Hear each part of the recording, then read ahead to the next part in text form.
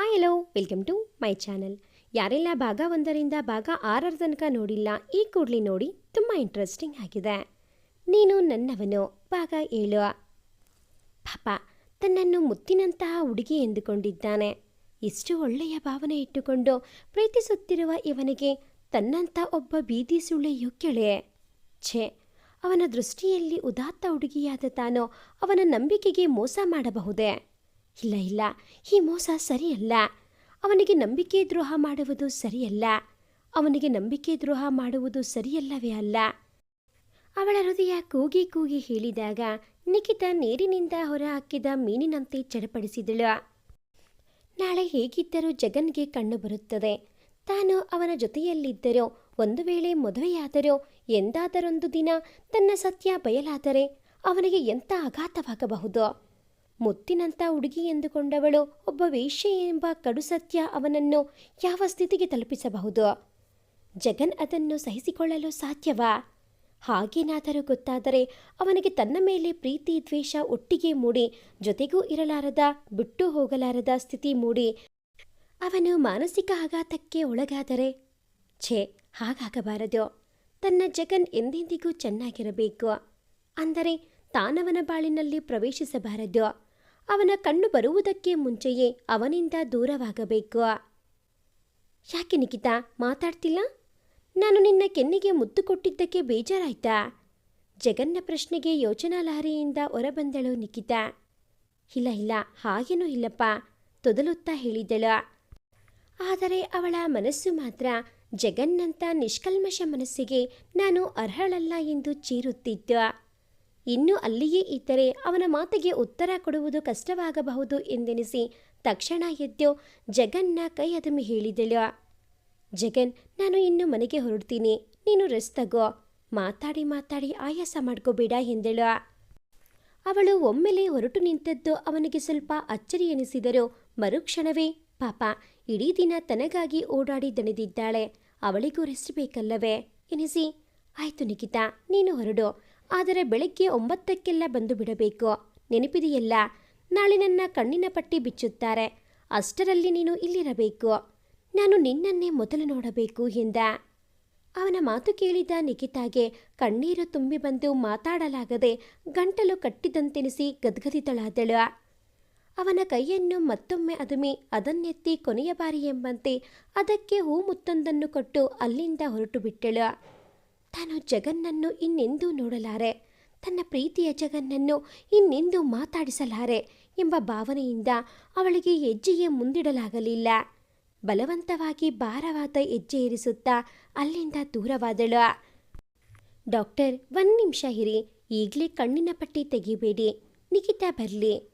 ಬೆಳಗ್ಗೆ ನಿಖಿತಾಳ ಬರುವಿಕೆಗಾಗಿ ಚಾತಕ ಪಕ್ಷಿಯಂತೆ ಕಾಯುತ್ತಿದ್ದ ಜಗನ್ ಕಳೆದೊಂದು ಗಂಟೆಯಿಂದ ಅದೆಷ್ಟನೇ ಸಲ ವಿನಂತಿಸಿಕೊಂಡನು.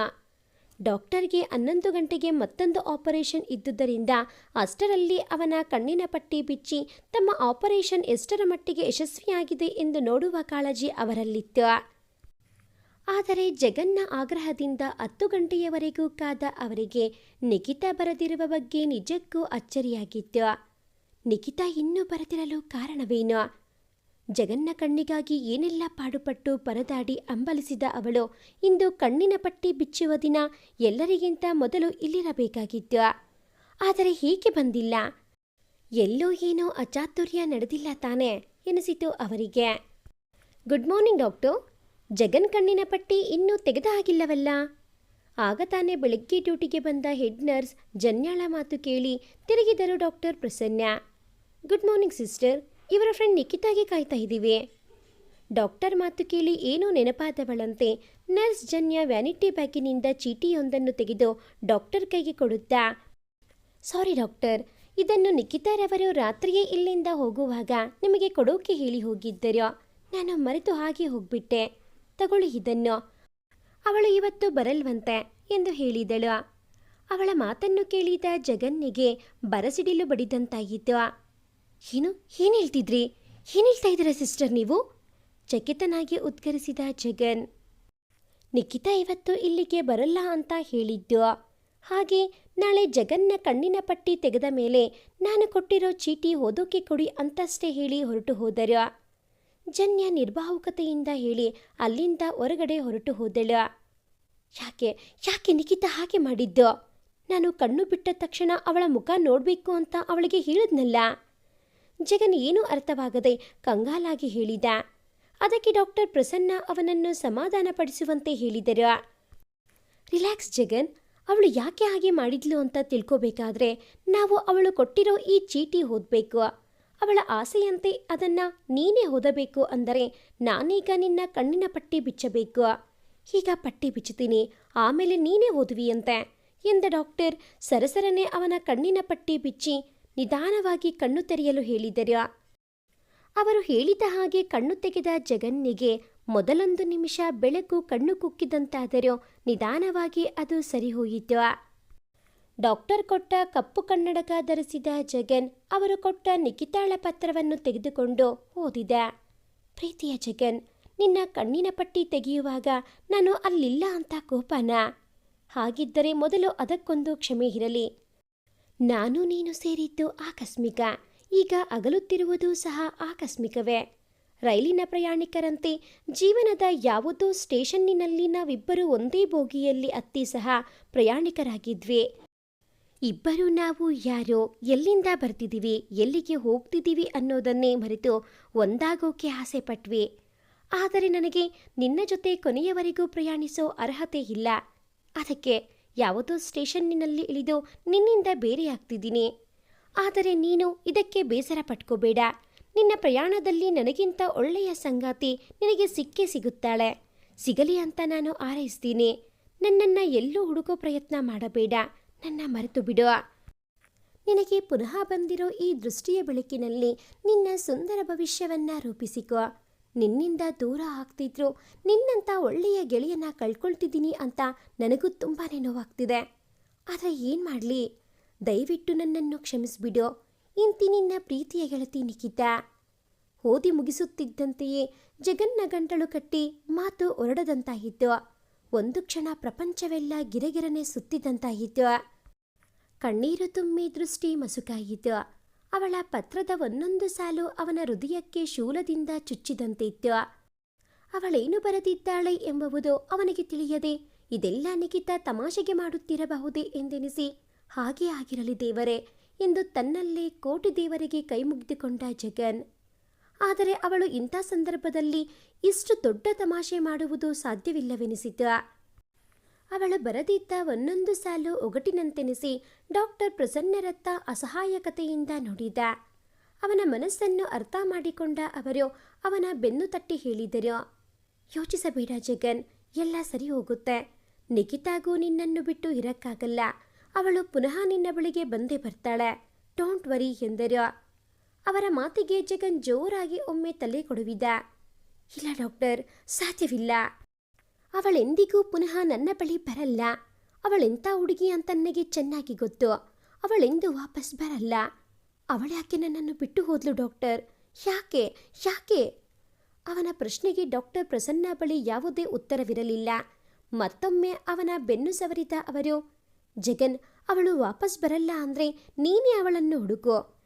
ನಿನಗಾಗಿ ತನ್ನ ಜೀವವನ್ನೇ ಗಂಧದಂತೆ ತೆಯ್ದ ಆ ಹುಡುಗಿ ಯಾಕೆ ಹೀಗೆ ಮಧ್ಯದಲ್ಲಿ ಬಿಟ್ಟು ಹೋದಳು ಅನ್ನೋದು ನನ್ನ ಕಲ್ಪನೆಗೂ ನಿಲುಕುತ್ತಿಲ್ಲ. ಆದರೆ ಆ ಮುತ್ತಿನಂತಹ ಹುಡುಗಿಯನ್ನು ನೀನು ಮಾತ್ರ ಬಿಡಬೇಡ. ಅವಳನ್ನು ಹುಡುಗಿ ಮದುವೆಯಾಗು ಜಗನ್. ಆದರೆ ಡಾಕ್ಟರ್, ನಾನವಳನ್ನು ಹುಡುಕೋದಾದರೂ ಹೀಗೆ? ಅವಳನ್ನು ನಾನು ನೋಡೇ ಇಲ್ಲವಲ್ಲ. ಕಣ್ಣು ಇಲ್ಲದಿರುವಾಗ ಅವಳು ಸಿಕ್ಕಳು. ಕಣ್ಣು ಬರೋದಕ್ಕೆ ಮುಂಚೆ ನನ್ನನ್ನು ಬಿಟ್ಟು ಹೊರಟು ಹೋದಳು. ನಿಮ್ಮ ಹತ್ರ ಅವಳ ಫೋಟೋ ಏನಾದರೂ ಇದೆಯಾ ಡಾಕ್ಟರ್?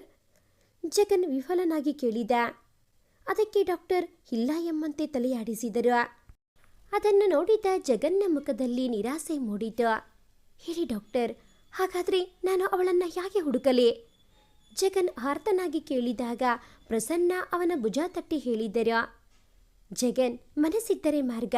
ನೀನವಳನ್ನು ನಿಜವಾಗೂ ಪ್ರೀತಿಸ್ತಿದ್ರೆ ಅವಳನ್ನು ನೋಡಿರದಿದ್ರೂ ಎದುರು ಸಿಕ್ಕರೆ ಖಂಡಿತವಾಗಿ ಗುರುತು ಹಿಡಿದೇ ಹಿಡಿತೀಯ.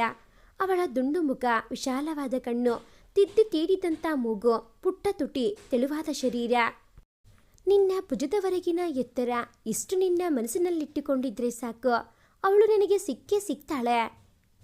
ಡಾಕ್ಟರ್, ನೀವು ನಿಜ ಹೇಳ್ತಿದ್ದೀರಾ? ಅವಳು ಖಂಡಿತವಾಗೂ ನನಗೆ ಸಿಗ್ತಾಳೆ ಅಂತೀರಾ? ಜಗನ್, ನೀನು ಪ್ರಯತ್ನ ಮಾಡು, ಅದಕ್ಕೆ ಪ್ರತಿಫಲ ಸಿಗಲೇಬೇಕಲ್ಲ. ಗೋ ಹೆಡ್, ನಾನಿನ್ನು ಬರಲ್ಲ, ನನಗೆ ಬೇರೆ ಇನ್ನೊಂದು ಆಪರೇಷನ್ ಇದೆ. ಓಕೆ ಡಾಕ್ಟರ್, ಬಾಯ್. ಬಾಯ್ ಎಂದ ಡಾಕ್ಟರ್ ಅವನ ಕೈಕುಲುಕಿ ಅಲ್ಲಿಂದ ನಡೆದಾಗ ಜಗನ್ ಅವರನ್ನೇ ನೋಡುತ್ತಿದ್ದರೂ ಅವನ ಮನಸ್ಸು ಬೇರೇನೋ ಲೆಕ್ಕಾಚಾರ ಹಾಕುತ್ತಿತ್ತು. ಇಡೀ ನಗರದಲ್ಲಿ ನಿಖಿತಾಳನ್ನು ಹುಡುಕುತ್ತಾ ಅಲೆದಾಡಲು ಪ್ರಾರಂಭಿಸಿದ ಜಗನ್ನಿಗೆ ತಾನು ಮಾಡುತ್ತಿರುವ ಕೆಲಸ ಹುಲ್ಲು ಬಣವೆಯಲ್ಲಿ ಸೂಜಿ ಹುಡುಕಿದಂತೆ ಎಂಬುದು ಸ್ಪಷ್ಟವಾಗಿ ಹೋಯಿತು. ಆದರೂ ಅವಳಿಲ್ಲದೆ ತಾನು ಬದುಕುವುದು ಸಾಧ್ಯವಿಲ್ಲವೆಂಬ ಭಾವನೆಯಿಂದ ಅವಳನ್ನು ಹುಡುಕಲೇಬೇಕು ಎಂಬ ದೃಢ ನಿರ್ಧಾರ ಕೈಗೊಳ್ಳುವಂತೆ ಮಾಡಿತ್ತು. ನಗರದ ಬೀದಿ ಬೀದಿ ಗಲ್ಲಿಗಳಲ್ಲಿ ಹುಚ್ಚನಂತೆ ಅವಳಿಗಾಗಿ ಹರಿಸುತ್ತಿದ್ದ ಅವನಿಗೆ ಕೊನೆಗೆ ಯಾವುದೇ ಹುಡುಗಿಯನ್ನು ನೋಡಿದರೂ ಅವಳು ನಿಖಿತಾಳಿರಬಹುದೇ ಎಂದೆನಿಸುತ್ತಿತ್ತು. ಎಷ್ಟೋ ಸಲ ಹುಡುಗಿಯರ ಕಾಲೇಜುಗಳ ಮುಂದೆ ಹೋಗಿ ನಿಂತು ಅಲ್ಲಿದ್ದ ಹುಡುಗಿಯರನ್ನು ದಿಟ್ಟಿಸುತ್ತಾ ನಿಲ್ಲುತ್ತಿದ್ದ. ಅವನ ಕೊಳಕು ಬಟ್ಟೆ, ದಾಡಿ ಮೀಸೆ, ವಿಚಿತ್ರ ವೇಷಭೂಷಣವನ್ನ ನೋಡಿದ್ದ ಜನರು ಅವನಿಗೆ ಹುಚ್ಚನ ಪಟ್ಟ ಕಟ್ಟಿಬಿಟ್ಟಿದ್ದರು. ಆದರೆ ಅವನಿಗೆ ಮಾತ್ರ ಜನರು ತನ್ನ ಬಗ್ಗೆ ಏನು ಹಾಡಿಕೊಳ್ಳುತ್ತಿದ್ದಾರೆಂಬ ಯಾವುದೇ ಪರಿವೆಯೇ ಇರಲಿಲ್ಲ. ಅವನಿಗಿದ್ದದ್ದು ಒಂದೇ ಗುರಿ, ಅದು ಹೇಗಾದರೂ ಮಾಡಿ ನಿಖಿತಾಳನ್ನು ಹುಡುಕುವುದು, ಅವಳನ್ನು ಸೇರುವುದು. ಹೀಗೆ ಒಮ್ಮೆ ಮಹಾರಾಣಿ ಕಾಲೇಜಿನ ಮುಂದೆ ನಿಂತು ಹುಡುಗಿಯರ ಗುಂಪಿನಲ್ಲಿ ತನ್ನ ನಿಖಿತಾಳನ್ನು ಕಣ್ಣಲ್ಲಿ ಕಣ್ಣಿಟ್ಟು ಹುಡುಕುವಾಗ ಅವನ ಗಮನ ಎದುರುಗಡೆ ಇದ್ದ ಒಂದು ಪೊಲೀಸ್ ವ್ಯಾನಿನತ್ತ ಹರಿಯಿತು. ಆ ಪೊಲೀಸ್ ವ್ಯಾನಿನಲ್ಲಿ 8-10 ಜನ ಯುವತಿಯರನ್ನು ಹತ್ತಿಸುತ್ತಿದ್ದರು.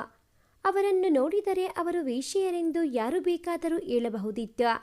ಆ ಗುಂಪಿನಲ್ಲಿದ್ದ ಮುಗ್ಧ ಮುಖದ ಹುಡುಗಿಯತ್ತ ಅವನ ಗಮನ ಹರಿಯಿತು. ಅವಳ ಮುಖವನ್ನೇ ನೋಡುತ್ತಾ ನಿಂತ ಅವನಿಗೆ ಅವಳೇ ನನ್ನ ನಿಖಿತಾ ಇರಬಹುದೇ ಎಂದು ಒಂದು ಕ್ಷಣ ಅನಿಸಿದರೂ ಮರುಕ್ಷಣವೇ ತನ್ನ ಹುಚ್ಚು ತಲೆ ಕೊಡುತ್ತಾ ತನ್ನ ಹುಚ್ಚು ಕಲ್ಪನೆಗೆ ತಾನೇ ನಕ್ಕ. ಆಗಲೇ ಆ ಯುವತಿಯ ದೃಷ್ಟಿಯು ಇವನತ್ತ ಹರಿದು ತಕ್ಷಣ ತಲೆ ಬಗ್ಗಿಸಿಕೊಂಡು ವ್ಯಾನ್ ಹತ್ತಿ ಕುಳಿತಳು. ವಾಹನ ತನ್ನ ಪಾಡಿಗೆ ತಾನು ಹೊಗೆ ಕಾರುತ್ತಾ ಅಲ್ಲಿಂದ ಹೊರಟು ಹೋದಾಗ ಅವನು ಪುನಃ ಕಾಲೇಜಿನ ಮುಂದಿನ ಬಸ್ ಸ್ಟಾಪಿನಲ್ಲಿ ನಿಂತಿದ್ದ ಹುಡುಗಿಯರತ್ತ ಗಮನ ಹರಿಸಿದ. ಜಗನ್ನನ್ನು ಬಿಟ್ಟು ಹೋದ ನಿಖಿತಾ ಎಲ್ಲಿ ಅವನು ತನ್ನನ್ನು ಹುಡುಕಿಕೊಂಡು ಬಂದು ಬಿಡುವನೋ ಎಂದು ದಿನಕ್ಕೊಂದು ಜಾಗದಲ್ಲಿ ತನ್ನ ಕಸುಬು ಮಾಡುತ್ತಾ ಜೀವಿಸತೊಡಗಿದ್ದಳು. ಅನಿವಾರ್ಯವಾಗಿ ವೇಶ್ಯೆಯಾದ ಒಬ್ಬ ಹೆಂಗಸು ಪುನಃ ಎಂದೂ ಗೃಹಿಣಿಯಾಗಿ ಬದುಕಲು ಸಾಧ್ಯವಿಲ್ಲದಂತಹ ಪರಿಸ್ಥಿತಿ ಇರುವ ಸಮಾಜವನ್ನು, ಆ ರೀತಿಯ ಅನಿವಾರ್ಯತೆಯನ್ನು ಸೃಷ್ಟಿಸುವ ವ್ಯವಸ್ಥೆ ಅವಳಲ್ಲಿ ವಿಷಾದವನ್ನುಂಟು ಮಾಡಿತ್ತು. ಬೆಂಗಳೂರಿನ ಯಾವ ಭಾಗದಲ್ಲಿದ್ದರೋ ಜಗನ್ ತನ್ನನ್ನು ಹುಡುಕಬಹುದೆಂದುಕೊಂಡು ಈ ಊರನ್ನೇ ಬಿಟ್ಟು ಬೇರೆ ಊರಿಗೆ ಹೋಗಿಬಿಡಬೇಕೆಂದುಕೊಂಡಳು. ಆದರೆ ಇಲ್ಲಿನ ಜನರಿಗೆ, ಪರಿಸರಕ್ಕೆ ಒಗ್ಗಿಕೊಂಡಿದ್ದ ಅವಳಿಗೆ ಬೇರೆ ಊರಿನಲ್ಲಿ ಈ ವೃತ್ತಿಯಿಂದ ಜೀವನ ನಡೆಸುವುದು ಸಾಧ್ಯವಿಲ್ಲವೆನಿಸಿ ಅನಿವಾರ್ಯವಾಗಿ ಇಲ್ಲೇ ಇದ್ದಳು. ಹಾಗೆ ಒಂದು ದಿನ ಲಾಡ್ಜ್ ಒಂದರಲ್ಲಿ ಗಿರಾಕಿಯ ಜೊತೆಗೆ ಮಲಗಿದ್ದಾಗ ಪೊಲೀಸ್ ದಾಳಿ ನಡೆದು ಅಲ್ಲಿದ್ದ ಎಲ್ಲರನ್ನೂ ಬಂಧಿಸಿ ಸ್ಟೇಷನ್ನಿಗೆ ಎಳೆದೊಯ್ದಿದ್ದರು. ಕೋರ್ಟಿನಲ್ಲಿ ವಿಚಾರಣೆ ನಡೆಯುತ್ತಿದ್ದಷ್ಟು ದಿನ ಅವಳು ಜೈಲಿನಲ್ಲಿರಬೇಕಾದಾಗ ದಿನವೂ ಅವಳನ್ನು ಪೊಲೀಸ್ ವ್ಯಾನಿನಲ್ಲಿ ಉಳಿದ ವೇಶ್ಯೆಯರ ಜೊತೆ ಕೋರ್ಟಿಗೆ ಕರೆದೊಯ್ಯುತ್ತಿದ್ದರು. ಅಂದು ಕೊನೆಯ ದಿನ ಕೋರ್ಟಿಗೆ ಹೋಗಲು ವ್ಯಾನ್ ಹತ್ತುವ ಸಮಯದಲ್ಲಿ ಆಕಸ್ಮಿಕವಾಗಿ ಜೈಲಿನ ಎದುರುಗಡೆ ಉದ್ದಗಡ್ಡ ಮೀಸೆ ಬಿಟ್ಟು ತನ್ನತ್ತಲೇ ನೋಡುತ್ತಿದ್ದ ಹುಚ್ಚನಂತಹ ವ್ಯಕ್ತಿಯನ್ನು ನೋಡಿ ಇವನನ್ನು ಎಲ್ಲೋ ನೋಡಿದ ಆಗಿದೆಯಲ್ಲ ಎಂದುಕೊಂಡಳು. ಆದರೆ ಮರುಕ್ಷಣವೇ ಅವಳಿಗೆ ಆ ವ್ಯಕ್ತಿ ಮತ್ಯಾರೂ ಅಲ್ಲ, ಅದು ಜಗನ್ ಎಂಬುವುದು ತಿಳಿದು ಅವನ ಪರಿಸ್ಥಿತಿ ನೋಡಿ ತಲೆಯೇ ಕೆಟ್ಟು ಹೋದಂತಾಯಿತು. ಅವನೇನಾದರೂ ತನ್ನ ಗುರುತು ಹಿಡಿದು ಬಿಟ್ಟನೆ ಎಂದು ಗಾಬರಿಯಾಗಿ ಮುಖ ಕೆಳಗೆ ಹಾಕಿಕೊಂಡು ಸರಸರನೆ ವ್ಯಾನ್ ಹತ್ತಿ ಕುಳಿತಿದ್ದಳು. ವ್ಯಾನಲ್ಲಿಂದ ಹೊರಟಾಗ ಜಗನ್ನ ಗಮನ ಮತ್ತೆ ಬೇರೆಡೆ ಹರಿದಿದ್ದನ್ನು ನೋಡಿ ಅಪ್ಪ ಸದ್ಯ ಪಾರಾದೆ, ಅವನು ತನ್ನ ಗುರುತು ಹಿಡಿದಿಲ್ಲ ಎಂದು ನಿಟ್ಟುಸಿರು ಬಿಟ್ಟಿದ್ದಳು. ಅವನ ಕೊಳಕು ಬಟ್ಟೆ, ಮೀಸೆ ಕಟ್ಟ, ಬಾಡಿದ ಮುಖ ನೋಡಿದ ಅವಳಿಗೆ ಅಯ್ಯೋ ಪಾಪ ಎನಿಸಿತು. ಅವನು ಖಂಡಿತವಾಗಿಯೂ ತನ್ನನ್ನೇ ಹುಡುಕುತ್ತಿದ್ದಾನೆ ಎಂಬುದು ಅವಳಿಗೆ ಖಾತ್ರಿಯಾಯಿತು. ಪಾಪ, ತನ್ನಿಂದಾಗಿ ಅವನಿಗೆ ಈ ಗತಿ ಬಂದಿತಲ್ಲ. ಇಳಿದು ಓಡಿ ಹೋಗಿ ಅವನನ್ನು ಅಪ್ಪಿಕೊಂಡು ಸಂತೈಸಲೇ ಎನಿಸಿತು. ಆದರೆ ಪುನಃ ತಾನೊಬ್ಬ ವೇಶ್ಯೆ, ತನ್ನನ್ನು ಅವನು ಎಂದಿಗೂ ಸ್ವೀಕರಿಸಲು ಸಾಧ್ಯವಿಲ್ಲ ಎಂಬುದು ನೆನಪಾಗಿ ಆ ಯೋಚನೆಯನ್ನು ಬದಿಗೊತ್ತಿದ್ದಳು ನಿಖಿತಾ. ದಿನಗಳು ಕಳೆದಂತೆಲ್ಲ ನಿಖಿತಾಗೆ ತನ್ನ ಬದುಕು ಅಸಹನೀಯವಾಗತೊಡಗಿತು. ಬದುಕುವುದಕ್ಕೆ ಅರ್ಥವೇ ಇಲ್ಲವೆನಿಸತೊಡಗಿತು. ಜಗನ್ ಸಿಗುವುದಕ್ಕಿಂತ ಮುಂಚೆ ಯಾವುದನ್ನು ತಾನು ಬದುಕೆಂದು ತಿಳಿದು ನಿರಾಲೋಚನೆಯಿಂದ ನಿರ್ಲಿಪ್ತತೆಯಿಂದ ಬದುಕುತ್ತಿದ್ದಳೋ ಆ ಬದುಕು ಇಂದು ಅವಳಿಗೆ ನಿಸ್ಸಾರವೆನಿಸಿತು. ಬದುಕಿನಲ್ಲಿ ಏನು ಸಾಧಿಸಲು ತಾನು ಬದುಕುತ್ತಿದ್ದೇನೆ, ತನ್ನ ಗುರಿ ಏನೋ, ತಾನು ಯಾರಿಗಾಗಿ ಬದುಕಬೇಕು ಮುಂತಾದ ಪ್ರಶ್ನೆಗಳು ಅವಳನ್ನು ಕಿತ್ತು ತಿನ್ನತೊಡಗಿದವು. ಕೇವಲ ತಿನ್ನುವುದಕ್ಕಾಗಿ ಬದುಕುತ್ತಿರುವ ತನ್ನ ಬಗ್ಗೆಯೇ ಅವಳಿಗೆ ನಾಚಿಕೆ ಎನಿಸಿತು. ತಾನು ಬದುಕಿರುವುದಕ್ಕಿಂತಲೂ ಸಾಯುವುದು ಎಷ್ಟೋ ಮೇಲು ಎಂದುಕೊಂಡು ಅವಳು ಅದನ್ನು ಕಾರ್ಯರೂಪಕ್ಕೆ ತರಲು ಸಿದ್ಧಳಾದಳು. ಹಿಂದೊಮ್ಮೆ ಆತ್ಮಹತ್ಯೆ ಮಾಡಿಕೊಳ್ಳಲು ಹೊರಟ ಜಗನ್ನನ್ನು ಬದುಕಿಸಿ ಅವನ ಬದುಕಿನಲ್ಲಿ ಅರ್ಥ ತರಲು ಪ್ರಯತ್ನಿಸಿದ್ದ ಅವಳೇ ಇಂದು ಆತ್ಮಹತ್ಯೆ ಮಾಡಿಕೊಳ್ಳಲು ಹೊರಟಿದ್ದು ಬದುಕಿನ ವಿಪರ್ಯಾಸವಲ್ಲದೆ ಮತ್ತೇನೋ ಎನ್ನುವಂತಿತ್ತು. ಯಶವಂತಪುರಕ್ಕೆ ಹೊರಟಿದ್ದ ಸಿಟಿ ಬಸ್ಸಿನ ಡೋರ್ನಲ್ಲಿ ನೇತಾಡಿಕೊಂಡು ಪ್ರಯಾಣಿಸುತ್ತಿದ್ದ ಜಗನ್ ನಿಖಿತಾಳನ್ನು ಹುಡುಕುತ್ತಾ ತಿಂಗಳುಗಟ್ಟಲೆ ಕಳೆದಿದ್ದ. ಅವನ ಮುಖದಲ್ಲಿ ದಟ್ಟವಾದ ನಿರಾಶೆ ಮಡುಗಟ್ಟಿತ್ತು. ಕಣ್ಣುಗಳು ಕಾಂತಿ ಕಳೆದುಕೊಂಡು ತೇಜೋಹೀನವಾಗಿದ್ದವು. ಆದರೂ ಅವಳು ಎಂದಾದರೂ ಸಿಕ್ಕೇ ಸಿಗಬಹುದೆಂಬ ಕ್ಷೀಣ ಆಸೆ ಇನ್ನೂ ಅವನಲ್ಲಿ ಜೀವಂತವಾಗಿತ್ತು.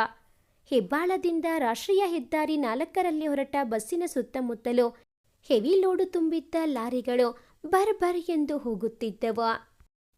ಒಂದು ಕ್ಷಣ ಆ ಲಾರಿಗಳ ಕೆಳಗೆ ಬಿದ್ದು ಆತ್ಮಹತ್ಯೆ ಮಾಡಿಕೊಂಡು ಈ ಎಲ್ಲ ನಿರಾಸೆ, ದುಃಖ, ಯೋಚನೆಗಳಿಗೆ ತಿಲಾಂಜಲಿ ಇಟ್ಟು ಬಿಡಲಿ ಎನಿಸಿತು ಅವನಿಗೆ.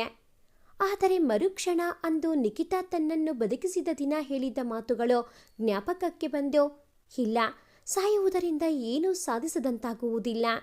ಸಾವು ತಾನಾಗೆ ಬರೋವರೆಗೂ ಮನುಷ್ಯ ಆಶಾವಾದಿಯಾಗಿರಬೇಕು, ಹೋರಾಡಬೇಕು. ಸಾವಿರ ಯೋಚನೆಗಳು ಜಗನ್ನ ಮನಸ್ಸಿನಲ್ಲಿ ಗಿರಗಿಟ್ಟಲೆಯಾಡುತ್ತಿದ್ದವು. ಬಸ್ ಸಿಗ್ನಲ್ನಲ್ಲಿ ನಿಂತಾಗ ಹಿಂತಿರುಗಿ ನೋಡಿದ ಅವನಿಗೆ ಫುಟ್ಪಾತ್ನಲ್ಲಿ ನಿಂತಿದ್ದ ಮುಗ್ಧ ಮುಖದ ಯುವತಿಯತ್ತ ದೃಷ್ಟಿ ಹರಿಯಿತು. ಅವಳನ್ನು ಎಲ್ಲೋ ನೋಡಿದ್ದೀನಲ್ಲ ಎಂದುಕೊಳ್ಳುತ್ತಿದ್ದಂತೆಯೇ ಅಂದು ಅವಳನ್ನು ಪೊಲೀಸು ವ್ಯಾಲಿನಲ್ಲಿ ಹತ್ತಿಸುತ್ತಿರುವುದು ನೆನಪಾಯಿತು. ಛೇ ಪಾಪ, ಇಷ್ಟು ಮುಗ್ಧ ಹುಡುಗಿ ವೇಷಿಯಾಗಿರಲು ಸಾಧ್ಯವೇ ಇಲ್ಲವೆನಿಸಿತು. ಒಂದು ವೇಳೆ ಅವಳು ವೇಷಿಯಾಗಿದ್ದರೋ ಅದಕ್ಕೆ ಕಾರಣವಾದ ಸಮಾಜದ ಮೇಲೆ ತಿರಸ್ಕಾರ ಹುಟ್ಟಿತು. ತಾನೂ ಸಹ ಇದೇ ಸಮಾಜದ ಒಂದು ಭಾಗವಲ್ಲವೇ ಎಂಬ ಸತ್ಯ ಉಳಿದು ತನ್ನ ಬಗ್ಗೆಯೂ ಅವನಿಗೆ ಜಿಗುಪ್ಸೆಯಾಗಿತ್ತು. ಒಮ್ಮೆಲೆ ಆ ಯುವತಿ ನಿಧಾನವಾಗಿ ರಸ್ತೆಗಿಳಿದು ನಿಂತಾಗ ಜಗನ್ನಿಗೆ ಗಾಬರಿಯಾಯಿತು. ಅತ್ತ ಕಡೆಯಿಂದ ವೇಗವಾಗಿ ಬರುತ್ತಿದ್ದ ಭಾರೀ ಲೋಡ್ ಲಾರಿ ಅವಳನ್ನೇ ಗುರಿ ಇರಿಸಿಕೊಂಡು ಬರುತ್ತಿರುವಂತೆ ಭಾಸವಾಯಿತು. ಆ ಯುವತಿ ಆ ಲಾರಿಯೇ ತನ್ನ ಗುರಿಯೆಂಬಂತೆ ಅತಿ ನಿಧಾನವಾಗಿ ರಸ್ತೆ ಮಧ್ಯಕ್ಕೆ ಬರತೊಡಗಿದ್ದಳು. ಜಗನ್ನಿಗೆ ಯೋಚಿಸಲೂ ಸಹ ಕಾಲಾವಕಾಶವಿರಲಿಲ್ಲ. ಒಂದೊಂದು ಕ್ಷಣವೂ ಅಮೂಲ್ಯವಾಗಿತ್ತು. ತಕ್ಷಣವೇ ಬಸ್ಸಿನಿಂದ ಜಿಗಿದು ರಸ್ತೆಯ ಮಧ್ಯೆ ಬರುತ್ತಿದ್ದ ಅವಳತ್ತ ವೇಗವಾಗಿ ಓಡಿದ. ಲಾರಿ ಇನ್ನೇನು ಅವಳ ಮೇಲೆ ಬಂದೇ ಬಿಟ್ಟಿತ್ತು ಅನ್ನುವಷ್ಟರಲ್ಲಿ ಅವಳನ್ನು ತಬ್ಬಿಕೊಂಡು ರಸ್ತೆಯ ಕೊನೆಗೆ ಉರುಳಿದ. ಮರುಕ್ಷಣದಲ್ಲಿ ಲಾರಿ ಅದೇ ಜಾಗದಿಂದ ಬರೆಂದು ಹೊರಟು ಹೋಯಿತು. ಅವಳೊಡನೆ ರಸ್ತೆ ಪಕ್ಕ ಉರುಳಿ ಬಿಟ್ಟಿದ್ದ ಜಗನ್ ಆಘಾತದಿಂದ ಚೇತರಿಸಿಕೊಂಡು ಏಳುವಾಗ ಅವಳ ತುಟಿ ಆಕಸ್ಮಿಕವಾಗಿ ಅವನ ಕೆನ್ನೆಯನ್ನು ಸ್ಪರ್ಶಿಸಿತು. ತುಟಿಯ ಸ್ಪರ್ಶವನ್ನು ಅನುಭವಿಸಿದ ಜಗನ್ನಿಗೆ ಆ ಮುತ್ತು ಮೊಟ್ಟ ಮೊದಲು ತಾನು ಸಾಯುವುದರಲ್ಲಿದ್ದಾಗ ತನ್ನನ್ನು ಬದುಕಿಸಿದ ಸಂದರ್ಭದಲ್ಲಿ ನಿಖಿತಾಳ ತುಟಿಯ ಸ್ಪರ್ಶದಂತೆನಿಸಿ ಅಚ್ಚರಿಯಿಂದ ತನಗರವಿಲ್ಲದಂತೆಯೇ ನಿಖಿತಾ ಎಂದು ಉದ್ಧರಿಸಿದ. ಅಷ್ಟೊತ್ತಿನವರೆಗೂ ಸಾಯುವ ಪ್ರಯತ್ನ ನಡೆಸಿ ಪವಾಡವೆಂಬಂತೆ ಬದುಕುಳಿದಿದ್ದ ನಿಖಿತಾಗೆ ತನ್ನನ್ನು ಉಳಿಸಿದ ವ್ಯಕ್ತಿ ತನ್ನ ಹೆಸರನ್ನು ಹೇಳಿದ್ದು ಕೇಳಿ ಅಚ್ಚರಿಯಿಂದ ಅವನೆಡೆಗೆ ಗಾಬರಿಯಿಂದ ನೋಡಿದಳು. ಜಗನ್? ಅವಳಿಗರಿವಿಲ್ಲದಂತೆಯೇ ಅವಳ ಬಾಯಿಯಿಂದ ಉದ್ಧಾರವೊಂದು ಹೊರಬಿದ್ದಿತ್ತು. ನಿಖಿತಾ, ನಿಖಿತಾ, ಕಡೆಗೂ ನಾನು ನಿನ್ನನ್ನು ಹುಡುಕಿಬಿಟ್ಟೆ. ಜಗನ್ ಅವಳನ್ನು ಬಲವಾಗಿ ತಬ್ಬಿಕೊಂಡು ಪ್ರಪಂಚವೆಲ್ಲ ತಮ್ಮದೇ ಎನ್ನುವಂತೆ ಹೇಳಿದ. ಅದಕ್ಕೆ ನಿಖಿತಾ, ಜಗನ್, ನನ್ನನ್ನು ಬಿಡು, ನಾನು ಸಾಯಬೇಕು ಎಂದು ಕೊಸರಿಕೊಳ್ಳಲು ಪ್ರಯತ್ನಿಸಿದಳು. ಅದಕ್ಕೆ ಜಗನ್, ನಿಖಿತಾ, ನೀನೇಕೆ ಸಾಯಬೇಕು? ನೀನು ಸಾಯಬಾರದು, ನನಗೋಸ್ಕರ ಬದುಕಬೇಕು. ನಿಖಿತಾ, ನೀನಿಲ್ಲದಿದ್ದರೆ ನಾನು ಸಹ ಬದುಕಿರಲ್ಲ. ನಿಖಿತಾ, ಅಂದು ನನಗೆ ಆತ್ಮಹತ್ಯೆಯಿಂದ ಬದುಕಿಸಿದ್ದ ನೀನೇ ಇಂದು ಆತ್ಮಹತ್ಯೆಗೆ ಪ್ರಯತ್ನ ಪಡ್ತೀಯಾ ಅಂತ ಅಂದ್ಕೊಂಡಿರಲಿಲ್ಲ. ಅವನ ಮಾತು ಕೇಳಿ ನಿಖಿತಾಗೆ ಕಣ್ಣೀರು ತುಂಬಿ ಬಂತು. ಜಗನ್, ನಾನು ಪಾಪಿ, ನಿನಗೆ ಮೋಸ ಮಾಡಿದೆ. ನಾನು ನೀನು ತಿಳಿದ ಹಾಗೆ ಪವಿತ್ರಳಲ್ಲ. ನನ್ನ ಬಿಡು, ಬಿಟ್ಟು ಬಿಡು ಪ್ಲೀಸ್, ನಾನು ಸಾಯಬೇಕು ಎಂದು ಬಡಬಡಿಸಿದಳು. ಜಗನ್ ಅವಳ ಕಣ್ಣೀರನ್ನು ಒರೆಸುತ್ತಾ ಅವಳ ಕಣ್ಣಲ್ಲಿ ಕಣ್ಣಿಟ್ಟು ಹೇಳಿದ. ನಿಖಿತಾ, ಯಾರು ಪಾಪಿ? ನೀನಾ? ಅಲ್ಲ, ನಿನ್ನನ್ನು ತಮ್ಮ ಕಾಮತೃಷಿಗೆ ಬಳಸಿಕೊಂಡ ಈ ಗಂಡಸರು ಪಾಪಿಗಳು. ನೀನು ಪಾಪಿಯಲ್ಲ. ನನ್ನ ದೃಷ್ಟಿಯಲ್ಲಿ ನೀನು ಮುತ್ತಿನಂತೆ ಪರಿಶುದ್ಧಳು. ನಿಖಿತಾ, ಕೇವಲ ನಿನ್ನ ದೇಹ ಮಾತ್ರ ಕಲುಷಿತವಾಗಿರಬಹುದು, ಆದರೆ ನಿನ್ನ ಮನಸ್ಸು, ಹೃದಯ, ಆತ್ಮಗಳೆಲ್ಲ ತೊಳೆದ ಮುತ್ತಿನಂತೆ ನಿಷ್ಕಲ್ಮಶವಾಗಿವೆ. ನಿಖಿತಾ, ನೀನಿಲ್ಲದೆ ನಾನಿಲ್ಲ. ನಾನು ನಿನ್ನ ಪ್ರೀತಿಸ್ತೀನಿ ನಿಖಿತಾ. ನನ್ನ ಜೀವಕ್ಕಿಂತ ಹೆಚ್ಚಾಗಿ ನಿನ್ನ ಪ್ರೀತಿಸ್ತಿದ್ದೀನಿ. ನಿನ್ನಂಥ ಅಮೂಲ್ಯವಾದ ಮುತ್ತನ್ನು ಕಳೆದುಕೊಂಡ ನಾನು ಬದುಕಿರೋದು ಸಾಧ್ಯವಿಲ್ಲ. ಹೇಳು ನಿಖಿತಾ, ಜೀವನದ ಕೊನೆಯವರೆಗೂ ನನ್ನ ಜೊತೆ ಇರ್ತೀಯಾ? ಸಾಯುವುದಾದರೂ ಜೊತೆಗೆ ಸಾಯೋಣ, ಬದುಕುವುದಾದರೂ ಜೊತೆಗೆ ಬದುಕೋಣ. ಬದುಕುವುದಾದರೆ ನನ್ನ ಈ ತೋಳಿನಲ್ಲಿ ಬಾ ಎಂದು ತನ್ನ ಎರಡೂ ಬಾಹುಗಳನ್ನು ಚಾಚಿದ. ಅವನ ಮಾತಿಗೆ ಮೂಕವಿಸ್ಮಿತಳಾದ ನಿಖಿತಾಳ ಕಣ್ಣುಗಳಲ್ಲಿ ಈಗ ಹೊಸ ಹೊಳಪು ಮೂಡಿತ್ತು. ಅವಳು ಉತ್ತರವೆಂಬಂತೆ ಅವನ ತೋಳುಗಳಲ್ಲಿ ಬಂದಿಯಾಗಿ ಮುಗಳ್ನಗುತ್ತಾ ಅವನ ಕೆನ್ನೆಗೊಂದು ಮಧುರವಾದ ಮುತ್ತು ಕೊಟ್ಟಳು. ಈ ಒಂದು ಕತೆ ನಿಮಗೆ ಇಷ್ಟ ಆಗಿದ್ದಲ್ಲಿ ಪ್ಲೀಸ್ ಲೈಕ್ ಮಾಡಿ, ಶೇರ್ ಮಾಡಿ, ಹಾಗೆಯೇ ಕಾಮೆಂಟ್ ಮಾಡೋದನ್ನು ಮರಿಬೇಡಿ. ಹಾಗೆಯೇ ಇನ್ನೂ ಯಾರೆಲ್ಲ ಈ ಚಾನಲ್ಗೆ ಸಬ್ಸ್ಕ್ರೈಬ್ ಆಗಿಲ್ಲ, ದಯವಿಟ್ಟು ಈ ಕೂಡಲೇ ಸಬ್ಸ್ಕ್ರೈಬ್ ಆಗಿ. Thanks for watching this video.